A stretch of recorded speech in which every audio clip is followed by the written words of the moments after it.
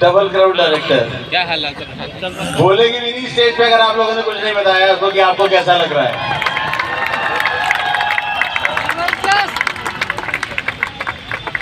अच्छा लग रहा है। Yes. I want कि जो आपकी फीलिंग है, you are ready to express and tell people कि क्या लग रहा है और कितनी मेहनत इसके पीछे आपकी रही है। The young one who समय की जर्नी में बहुत बड़े अचीवमेंट्स किए और बड़ी एनर्जी के साथ किए और वो शायद अभी अगले 3 मिनट में आपको स्टेज पर दिखाई देने वाली है।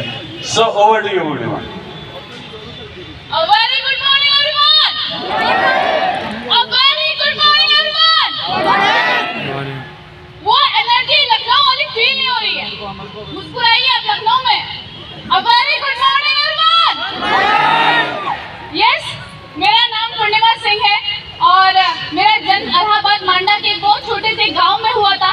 लोअर मिडिल क्लास फैमिली से मैं बिलोंग करती थी और मैं अपनी बहुत ही छोटी एज में, मैं कहूँगी बहुत ही छोटी एज में ही बड़ी जिम्मेदारियों ने मुझे बहुत बड़ा बना दिया था। आपको पता ही है कि फाइनेंशियल कंडीशन जब आपकी वीक होती है तो प्रॉब्लम्स बिन बताए आपकी लाइफ में आ जाती है। यस और नो? मेरी लाइफ में भी ऐसी ही प्रॉब्लम आई। मैं 8 साल की थी। 8 साल की उम्र में मैंने अपने फादर को खोया। लास्ट स्टेज लिवर कैंसर था उनको। मेरी मॉम उस टाइम पे 25 साल की थी। आज मेरे घर में मेरी मॉम है, मेरे 2 छोटे भाई हैं। घर की बड़ी होने की वजह से जिम्मेदारियां भी बड़ी थी मेरे ऊपर। मैं 2003 में इलाहाबाद से लखनऊ शिफ्ट हुई।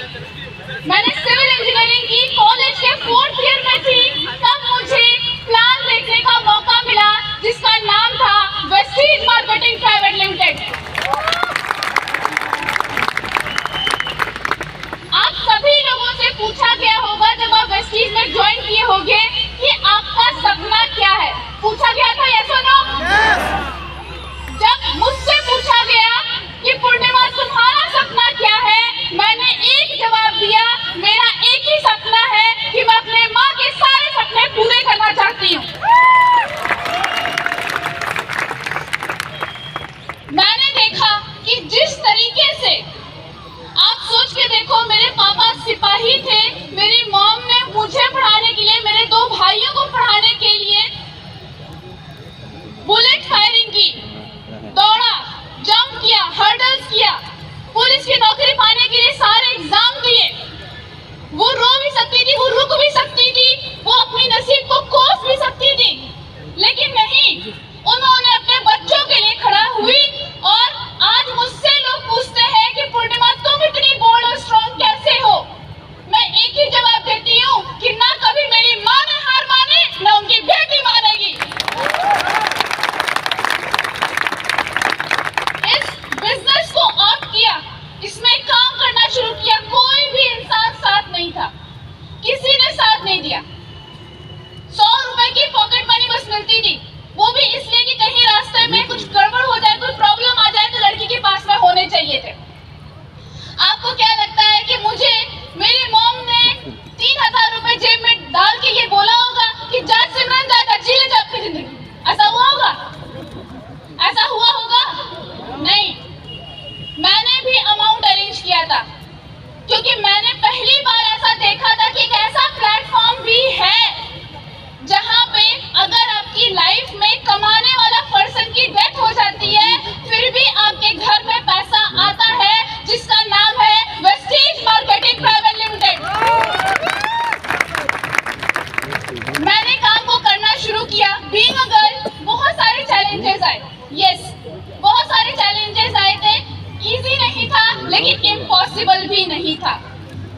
मैंने काम करना शुरू किया, बहुत लोगों ने मना किया, बैक टू बैक क्लास किए, कॉलेज में जाती थी, हर इंसान को प्लान दिखाती थी। पहला चेक मेरा वेस्टीज से जो आया था 139 रुपीज का था।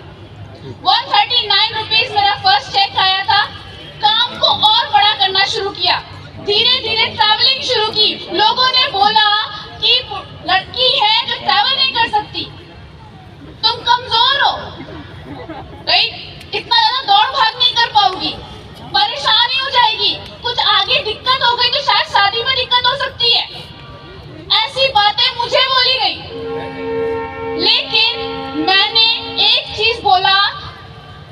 कमजोरी का ठप्पा कहाँ लगा है? कहाँ लगा है कमजोरी का ठप्पा? आज इस देश में ऐसी औरतें भी हैं जिनके 2 पैर नहीं है, कटे हुए हैं, फिर भी एवरेस्ट काट जाती हैं। जब वो लड़कियां करके दिखा सकती हैं, तो मैं क्यों नहीं? एक चीज ध्यान रखना कि कभी भी सब कुछ समझना, लेकिन लड़की समझकर कमजोर मत समझना। काम को और अच्छी तरीके से ग्रो करना शुरू किया, अलग अलग जाके ट्रैवल किया। सब लोगों ने बोला कि ट्रैवलिंग से ग्रोथ और बढ़ती है। मैंने कानपुर ट्रैवल किया, शाहजहांपुर ट्रैवल किया, सुबह जाती थी, शाम में आती थी, रात भर बस में कभी कभी ट्रैवल हो जाता था। इतना ट्रैवलिंग करके अलग अलग जगह, पहले 100 किलोमीटर, फिर 200 किलोमीटर, फिर 500 किलोमीटर, जगह जगह जाके टीम बनाई। और आज के टाइम पे इंडिया में कोई ऐसा स्टेट नहीं है जहां पे मेरी टीम नहीं है। आज अच्छे तरीके से अपने बिजनेस को ग्रो कर पा रही हूँ। वेस्टीज में मेरा 139 का चेक था, 200 का चेक आया, सीखना शुरू किया, कंसिस्टेंसी करना शुरू किया। मैं आपको बताऊं, पर मेरे कुछ भी, मैं कहूँगी कुछ भी नहीं लगाया, लेकिन फिर भी अगर आप जोड़ना चाहोगे ना, तो भी काउंटिंग करके जो मैं अपने घर में ही सामान लाती, फिर भी 1 लाख से ऊपर नहीं होगा जो मैंने 5 साल में दिया। और ये 1 लाख रुपए से मैं आपको बताऊं, 1 करोड़ से भी ज्यादा की इनकम मैं ले चुकी हूँ आज इस बिजनेस से। जो मेरा हाईएस्ट चेक मैं यहाँ से ले रही हूँ, वो है 3,59,000 महीना। बड़ी बात ये नहीं कि ये चेक मैं ले रही हूँ, बड़ी बात ये है कि कल इन्हीं पैसों की वजह से मैंने अपनों को खोया था। आज वो पैसे मैं मंथली बेसिस पे कमा रही हूँ, ये सबसे बड़ी बात है। आज एक बहुत इंपॉर्टेंट चीज मैं आपको बता के जाना चाहती हूँ, सुनना चाहेंगे?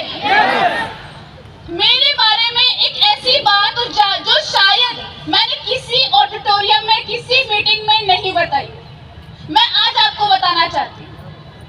वो पहली बात ये है कि जब मेरे चेक बढ़ रहे थे, आपने एक चीज देखी होगी, लोगों की 10 की टीम बनती है और उसके बाद में नहीं काम करती है तो लोग बिजनेस छोड़ देते हैं। देखा है आपने ये चीज देखी है कि 10 की टीम बनी, 20 की टीम बनी, काम नहीं कर रही है तो आप छोड़ देते हैं बिजनेस। मैं आपको बताती हूँ, मेरा चेक 2,37,000 का था।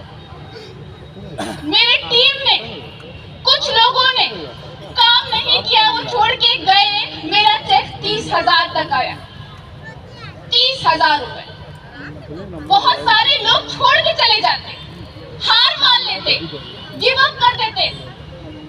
मेरे दिमाग में बस एक चीज चल रही थी, कुछ लाइनें, कि जरूरी नहीं कि तुम हर दौड़ में अव्वल आओ, जरूरी नहीं कि तुम सबको पीछे छोड़ दो, जरूरी है तुम्हारा दौड़ में शामिल होना, जरूरी है तुम्हारा गिरकर उठना। जिंदगी में इम्तिहान बहुत आते हैं, जो तुम्हारे आगे हैं वो पीछे हो जाएंगे। तुम चलना मत छोड़ना, तुम बढ़ना मत छोड़ना। इस तरीके से मैंने काम को दोबारा बिल्डअप करना शुरू किया। 30,000, 40,000, 50,000। लॉकडाउन के अंदर मेरी इनकम थी 2,57,000 रुपए।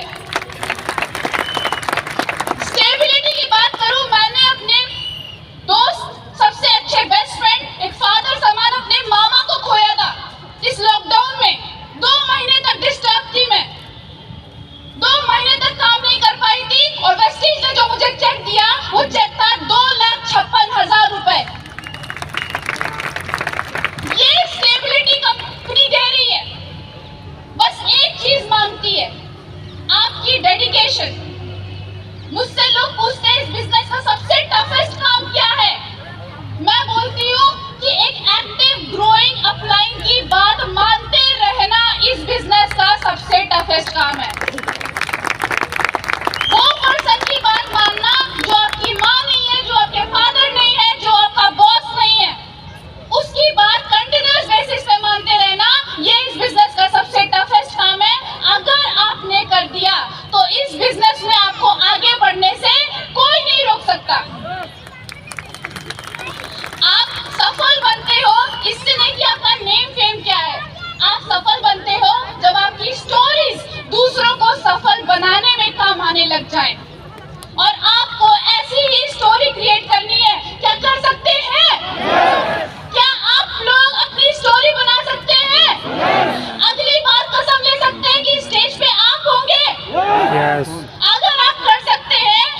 स्टेज अभी ही आपका हो चुका है, बस आपको नजर रखनी है और यहाँ पे पहुंच के दिखाना है। Thank you so much with these words, thank you so much, wish you well.